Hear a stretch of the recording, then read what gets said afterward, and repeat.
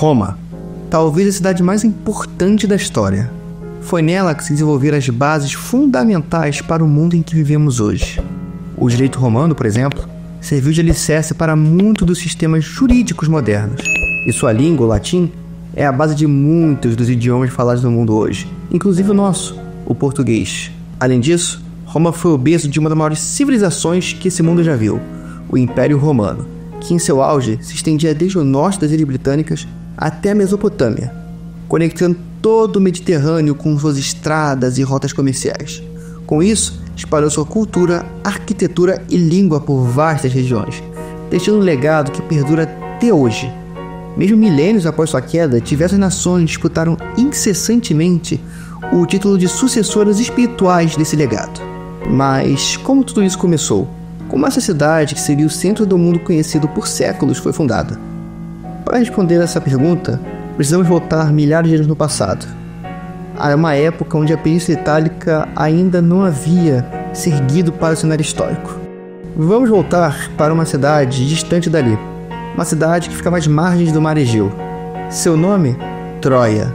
Segundo a mitologia da época, Zeus, após um desentendimento com Afrodite, deusa do amor, fez com que ela se apaixonasse por um príncipe troiano chamado Anquises, e não demorou para que os dois consumassem sua união.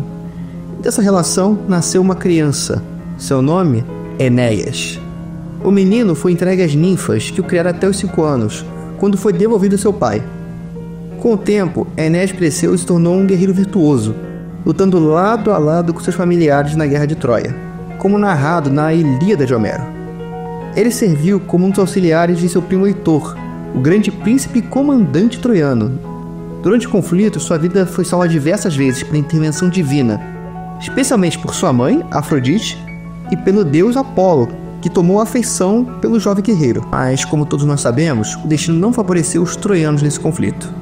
Durante o saque e destruição da cidade pelas mãos dos gregos, Enéas conseguiu escapar junto de seu pai e uma comitiva de sobreviventes.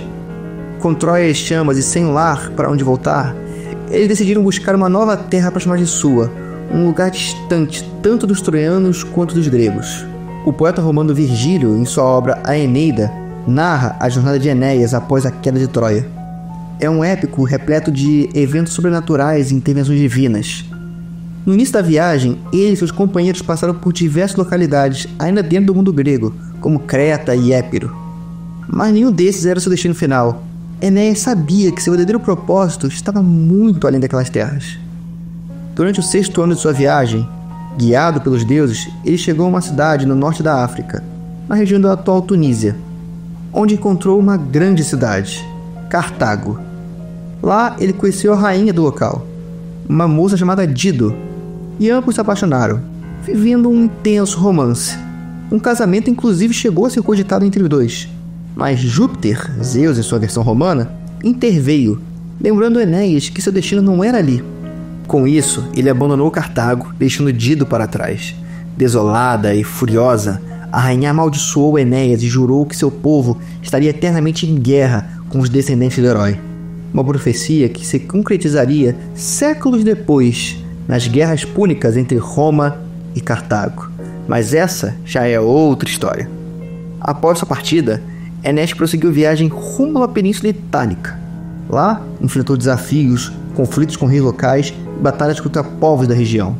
Segundo o vídeo, foi nesse momento que Enéas fundou a cidade de Lavinium, em homenagem póstuma à sua esposa, enquanto seu filho, Ascânio, estabeleceu uma outra cidade, chamada Alba Longa, que é onde nós prosseguiremos nossa história. Séculos mais tarde, Alba Longa era governada pelo rei Númitor.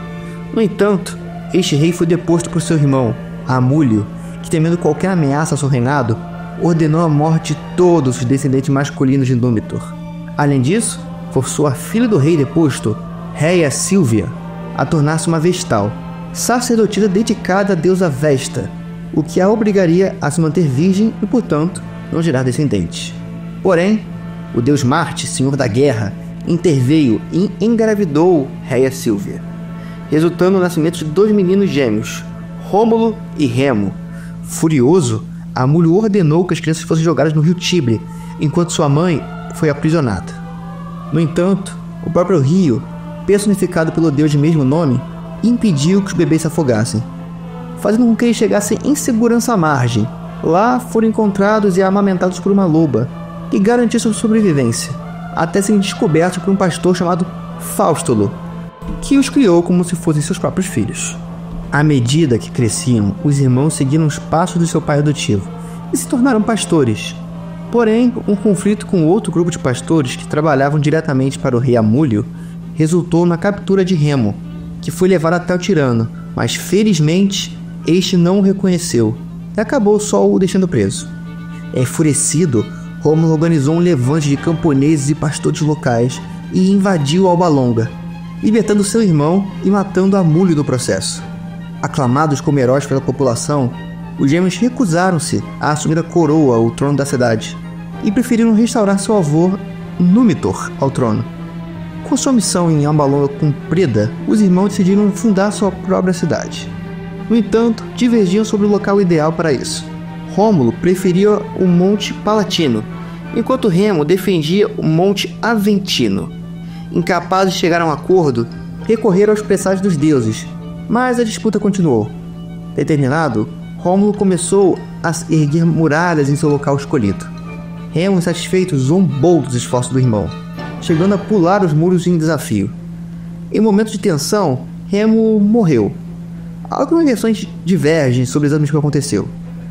Algumas dizem que Rômulo matou, outros atribuem o fato a um de seus seguidores fanáticos, independente da versão. Rômulo lamentou a perda de seu irmão, e em homenagem a ele, ele colocou o nome de sua cidade como Roma. Após a fundação da cidade, Rômulo enfrentou um problema. A maioria de sua população era formada por homens, e do tipo mais baixo de homens, fugitivos, andarilhos, criminosos e outros grupos de pessoas rejeitadas.